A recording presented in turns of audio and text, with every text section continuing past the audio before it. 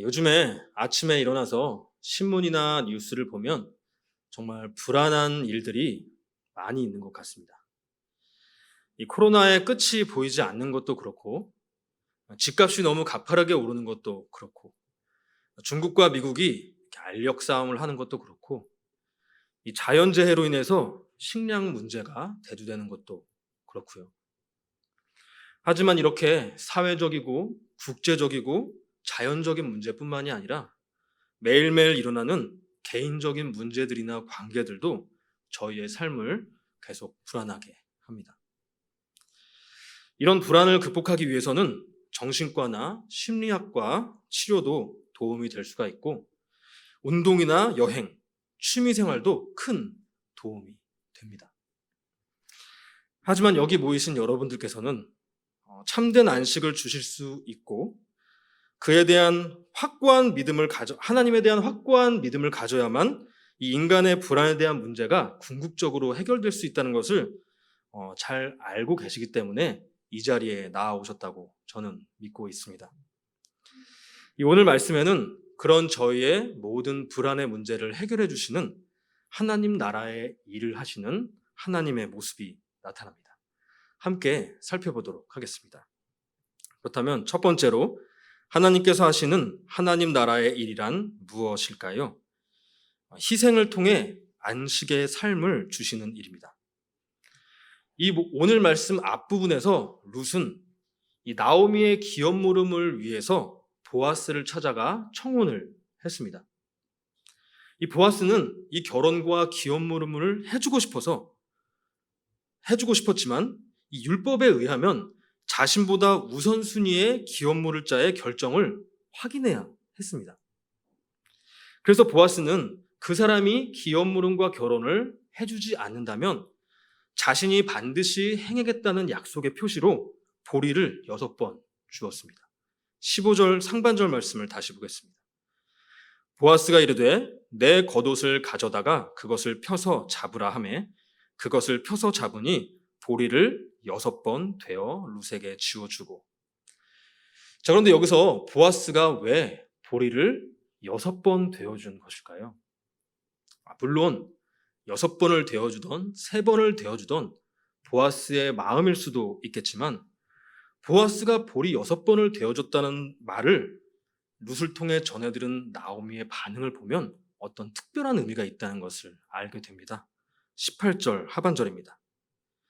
그 사람이 오늘 이 일을 성취하기 전에는 쉬지 아니하리라. 보아스가 쉬지 않고 일을 해서 이 구원을 성취할 것임을 확신하게 된 것입니다. 나오미가 이런 확신을 가질 수 있게 된 이유는 성경에서 이 6이라는 숫자가 그 다음 수인 7과 함께 특별한 의미를 가지기 때문입니다. 하나님께서는 6일 동안 쉬지 않고 일하셔서 세상을 창조하시고 인간에게 안식의 삶을 주셨습니다. 이 안식의 삶이란 편안하게 쉬고 놀고 안정적으로 사는 삶이 아니라 하나님의 율법을 따라 하나님과 이웃을 사랑하는 삶이죠. 이렇게 하나님의 사랑의 통치로 관계의 질서가 정확하게 확립된 상태를 안식이라고 하기 때문입니다. 이런 안식의 삶이 참 지혜와 능력을 가지신 하나님의 일하심으로 성취되었다는 것을 기억하고 그 은혜를 누릴 수 있도록 하시기 위해서 하나님께서는 7일째 안식을 하셨던 것입니다. 그런데 아담과 하와는 뱀의 유혹으로 인해서 이 자신들의 유한한 지혜로 판단하고 행동하길 원했습니다. 자신들이 하나님 노릇을 해야만 더 만족스러운 안식의 삶을 누릴 수 있을 것이라고 생각을 한 것이죠. 그러면서 오히려 안식의 삶을 잃어버리게 된 것입니다. 하지만 하나님께서는 인간의 그런 배은망덕한 배반에도 불구하고 그 잃어버린 안식을 회복시켜 주시는, 되찾아 주시는 새 창조를 위해서 지금도 쉬지 않고 일하고 계신 것이고, 구원이 완성될 때까지 하나님께서는 쉬지 않으실 것입니다. 이 이스라엘 백성들이 애굽에서 구원을 받고 율법을 받아서 가나안 땅에서 하나님과 이웃을 사랑하는 이 안식의 삶을 맛볼 수 있게 된 것도 바로 그런 새 창조의 완성을 위해 하나님께서 일하시는 과정 가운데 주어진 것이었습니다. 그래서 그렇게 얻게 된 안식의 삶이 쉬지 않고 일하시는 하나님으로부터 주어진다는 그 은혜를 기억하도록 6과 7로 이루어진 안식일, 안식년과 같은 율법을 주셨던 것입니다. 저희를 올가매려고 그런 것이 아니신 것이죠. 이런 율법을 기억하고 하나님의 은혜를 찾아 돌아왔던 나오미는 보리를 6번 준 보아스의 의도를 바로 알아차렸던 것입니다. 저희는 이렇게 애써 공부해야지 그것을 알게 되지만 말이에요. 여기서 저희는 안식에 관한 3가지를 알 수가 있습니다. 첫 번째는 안식은 하나님으로부터 말미암는다는 것이고, 두 번째는 하나님께서 저희에게 그런 안식의 삶을 주시기 위해 창세부터 지금까지, 그리고 구원이 완성될 때까지 쉬지 않고 일을 하고 계신다는 것입니다. 그리고 마지막으로 3번째는 그런 하나님의 은혜를 저희가 기억하지 않는다면 저희는 안식을 얻을 수 없다는 것입니다. 왜냐하면 죄인은 쉬지 않고 일하시는 하나님의 그 은혜를 힘입기보다는 자신의 힘으로 자신이 원하는 안식을 얻고자 오히려 쉼이 없는 삶을 살아가게 되기 때문입니다. 요즘 집값이 15억, 30억, 80억 이렇게 비정상적으로 치솟는 이유가 무엇일까요? 이 정도 되면 단순히 수요와 공급이 안 맞아서라고만 말하기는 쉽지가 않습니다. 이 불안정한 직장과 불안정한 노후와 지금 집을 사지 않으면 앞으로 벼락거지가 된다는 이 불안이 이기 위해 흔들리지 않는 부요하고 편하고 안정적인 삶을 살고자 하는 욕망과 결합된 모습이 없다고 말할 수가 없는 것입니다. 그래서 그런 불안과 욕망의 거품이 낀 이 부동산이 언젠가는 터질 수 있고 내가 이 대출을 갚을 수 없을지라도 지금 사지 않으면 안 된다는 불안감이 사회를 사로잡고 있는 것입니다. 여러분, 그런데 이런 집값만 불안한가요? 이런 시대에 내가 괜찮은 직장을 얻을 수는 있을까? 청년들의 고민입니다. 내가 직장에 언제까지 다닐 수 있을까? 내 사업은 언제나 이렇게 안정적으로 지속될 수 있을까? 나이는 들어가는데 제대로 된 사람과 결혼은 할 수 있을까? 이런 사회에서 자식들은 제대로 커나갈 수 있을까? 급격한 기후변화 때문에 식량 위기가 와서 우리가 먹고 살지 못하고 내 자식 세대들은 어떻게 살게 될 것인가? 그리고 무엇보다 죽음과 질병에 대한 불안은 그 누구도 피할 수가 없죠. 인간은 태어나는 순간부터 모태에서 분리되면서 엄청난 불안감으로 울기 시작하고 죽을 때에도 죽음과 죽음 이후의 그 불안에 짓눌리며 죽어가게 되는 존재인 것입니다.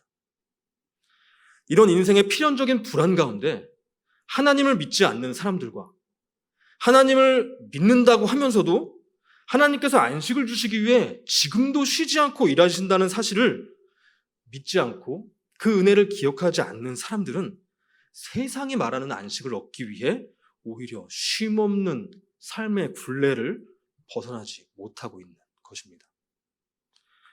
나오미의 남편 엘리멜렉이 바로 그런 사람이었습니다. 엘리멜렉은 하나님과 이웃을 사랑하는 삶을 안식의 삶이라고 여기지를 않았습니다.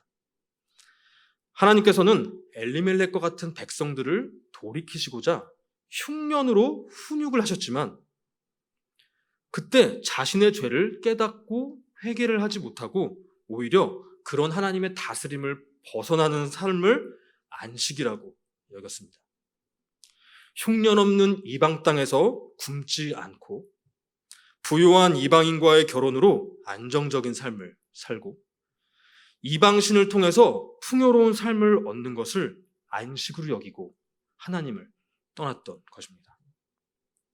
하지만 그 결과는 죽음이었고 남겨진 룻과 나오미는 텅 비어서 방황하는 삶을 살게 된 것입니다.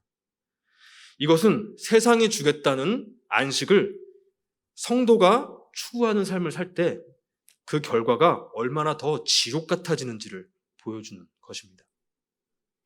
바로 이런 맥락 가운데 보아스는 보리 6번으로 안식을 주겠다고 약속을 한 것이고, 나오미는 그 약속의 의미를 발견했던 것입니다. 자, 그렇다면 보아스는 룻과 나오미에게 어떻게 그 약속한 안식을 주게 될까요? 15절 하반절입니다. 성읍으로 들어가니라. 이 보아스는 왜 성읍으로 들어갔을까요? 바로 첫 번째 기업물자의 의사를 묻고 결정을 하도록 하기 위해 성읍으로 들어간 것입니다. 그런데 룻과 나오미도 보아스가 해주길 원해서 수치와 목숨을 걸고 찾아왔었고, 보아스 자신도 해주고 싶어 하는데 굳이 이렇게 융통성 없이 일을 복잡하게 해야 되는 것일까요? 아니, 너가 하기 싫으면 내가 하겠다라고 말하고 그냥 하면 되지 않을까요? 안 됩니다. 안식은 아무리 저희가 보기에 좋아 보여도 내 뜻이 이루어진다고 얻어지는 것이 아니라 하나님의 뜻인 율법이 온전한 순종으로 이루어져서 하나님의 의가 만족될 때 얻어지게 되는 것이기 때문입니다. 이 아담과 하와가 안식의 삶을 잃게 된 근본적인 원인은 하나님의 뜻을 무시하고 자기가 좋아 보이는 것, 자기 뜻대로 살기 시작하면서 하나님과 관계를 맺기 위한 그 의의 기준을 만족하지 못하게 된 불의한 자가 되었기 때문입니다. 불의한 상태가 되면 거룩한 하나님과 함께할 수가 없게 되기 때문에 인간은 하나님을 의존할 수가 없게 됩니다. 하나님의 은혜와 공급에 의존해서 안식의 삶을 살아야 할 인간이 그렇게 못하게 되자 불안해지고, 하나님을 의존하지 못하니까 내 생각에 그 불안을 없애줄 수 있다고 생각하는 것들을 의존하려는 쉼없이 방황하는 삶의 굴레에서 더욱더 벗어나지 못하게 되었던 것입니다. 아담과 하와가 안식의 땅 에덴에서 쫓겨나서 살게 된 곳의 이름이 놋이라는 사실이 이것을 알려줍니다. 놋은 방황하다라는 뜻입니다. 하나님만을 의존하지 못해서 다른 무엇을 의존하라고 이곳저곳을 방황하려고 하는 상태. 이것이 죄인이 불안한 삶을 살게 되는 근본 원인인 것입니다. 그래서 이 문제의 근원을 너무나도 잘 아는 보아스는 율법의 불순종으로 잃어버린 의를 되찾아주기 위해서 율법을 완성하러 성읍에 올라간 것입니다. 그래서 보아스에게는 그것을 내가 해주지 않아도 되는 거예요. 하나님의 뜻인 율법이 완성되면 되는 거니까요. 보아스는 단순히 자기가 가진 땅이나 돈만 희생하는 사람이 아닙니다. 내가 보이기에 좋아 보이는 뜻이 아니라 하나님의 뜻을 이루어 너와 내가 안식의 삶을 살게 하기 위해 자신의 뜻을 부인하는 희생을 감당하는 자였던 것이죠. 나오미와 룻과 보아스 모두가 자기 부인을 하는 존재들인 것이죠. 예수님께서 십자가에 못 박히신 이유도 이와 같습니다. 어떤 사람들은 이런 질문을 합니다. 아니, 모든 것을 다 하실 수 있는 하나님께서 그냥 구원해 주시면 되지, 왜 굳이 아들을 십자가에 못 박으셔야 했냐고요. 오늘 본문에 답이 있는 것이죠. 십자가에 못 박히시도록 우리를 구원하시고자 하시는 하나님의 뜻에 순종하셔서 모든 율법의 완성이 되신 것입니다. 그리고 그 순종과 희생을 통해 얻으신 의를 저희에게 전가해 주신 거죠. 이거를 쉽게 말하면 공짜고, 좋게 말하면 은혜를 주신 것입니다. 그런데 이 십자가 사건만 하나님의 희생인가요? 이런 예수님을 보내주시겠다는 약속을 지키시기 위해 불의한 백성들을 데리고 수천 년간 쉬지 않고 일해오신 하나님. 예수님께서 육신을 입고 먹을 것도 제대로 못 먹으시고 잠도 제대로 못 주무시고 인간에게 고통과 멸시를 당하시면서까지 일하신 것. 겟세마네 동산에서 고난 앞에서 자신의 육신적인 뜻을 내려놓고 하나님의 뜻을 받아들이신 것. 하늘에 오르신 후에도 저희를 위해 쉬지 않고 눈물로 중보해 주시는 것. 그리고 성령님을 이 불의한 저희들 안에 보내주셔서 저희 안에서 구원이 완성될 때까지 쉬지 않고 저희를 가르치시는 것. 이 모든 것이 저희를 위한 희생입니다. 삼위일체 하나님께서 저희에게 이렇게 안식의 삶을 주시기 위해 희생하고 계신데, 여러분들께서는 점점 더 공허해져 가고 불안해져 가는 이 세상 가운데 무엇을 찾고 두드리고 구하고 계신가요? 혹시 세상이 말하는 안식과 세상의 지혜를 찾아 세상 사람처럼 쉼없이 방황하는 삶을 찾고 계신 건 아니신가요? 그런 것들은 지금 당장은 내 삶을 만족시켜주는 것 같지만 어느 순간 이 나오미와 같이 텅 빈 공허함을 몰고 오고 인생 내내 더 자극적이고 더 안락해 보이고 더 만족스러운 다른 무언가를 또 쫓는 그 굴레에 갇힌 삶을 살게 합니다.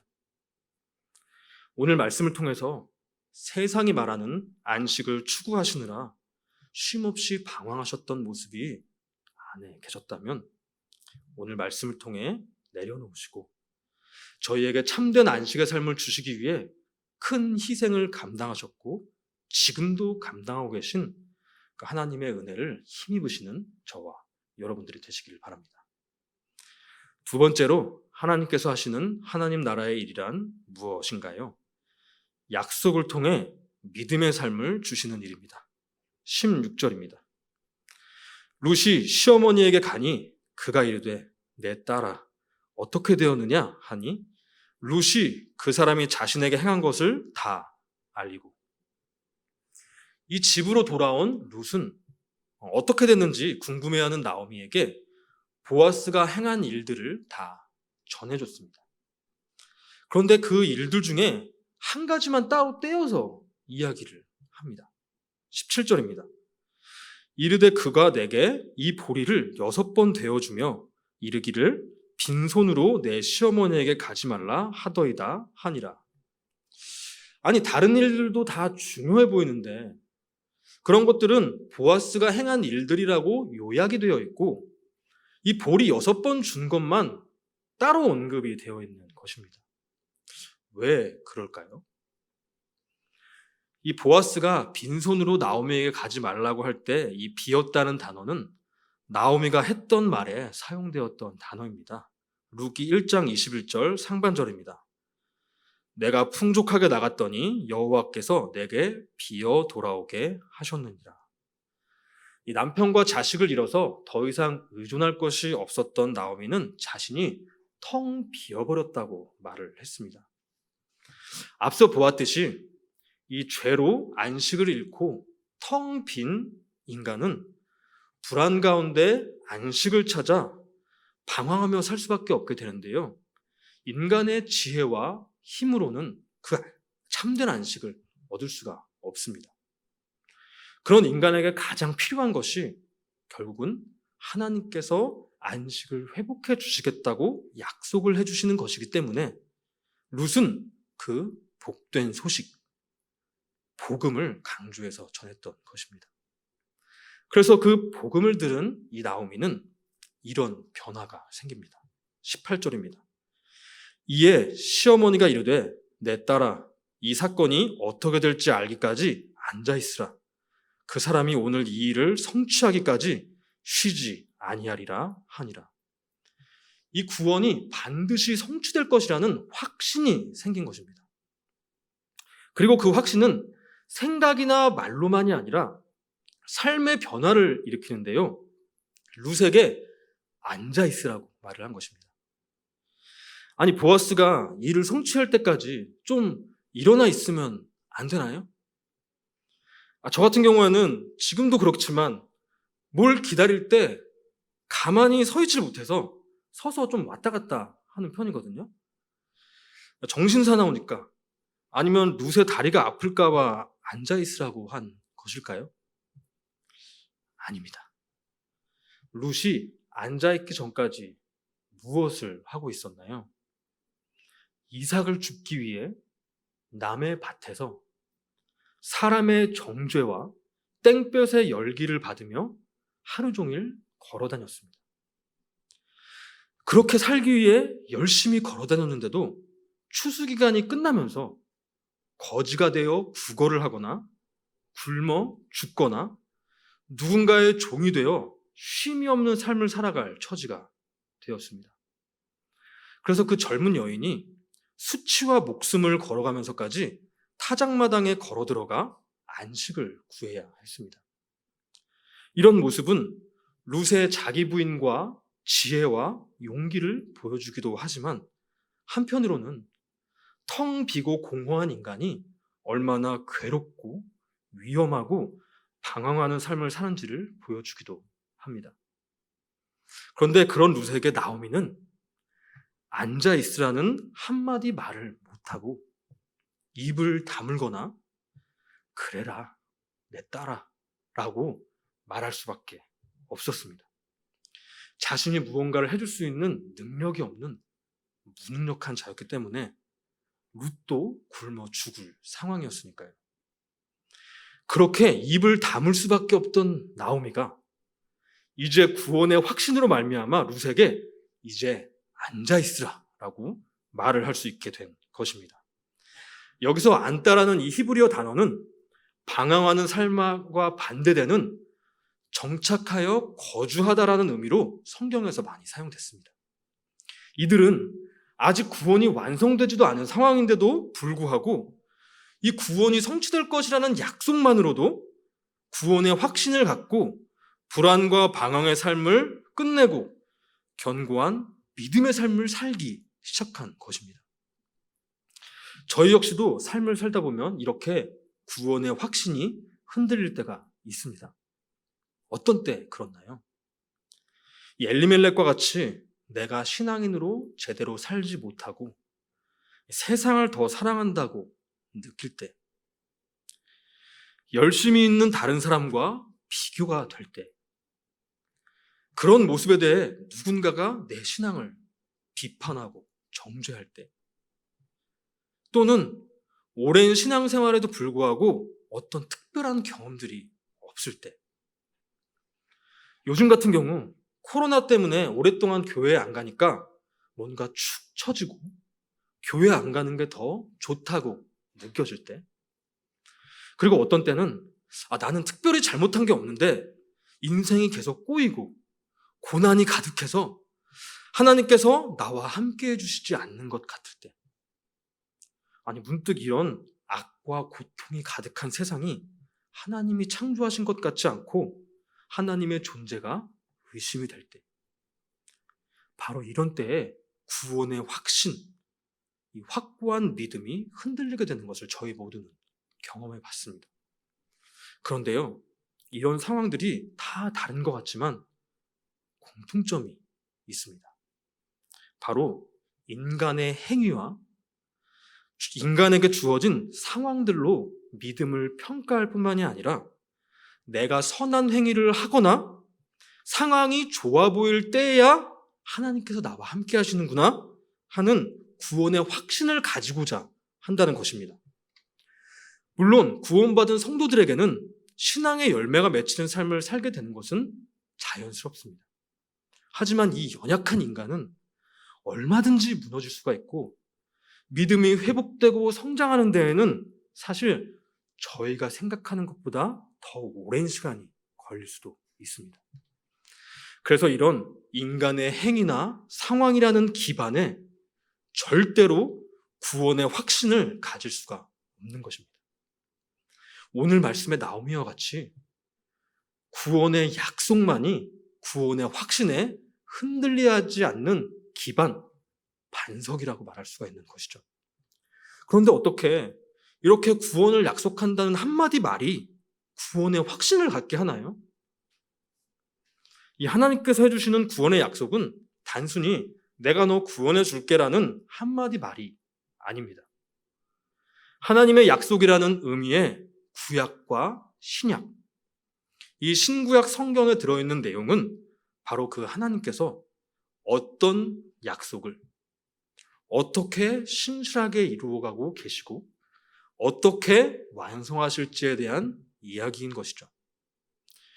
결국 저희가 구원을 확신한다는 것은, 저희가 구원의 확신을 얻는 것은 단순히 내가 사단의 머리를 짓밟아 주겠다, 너의 굳은 마음을 내가 부드럽게 해주겠다라는 한마디 말 때문이 아니라 그 말을 해주신 하나님께서 쉬지 않고 행하시고 반드시 성취하신 신실하신 분이시기 때문인 것입니다.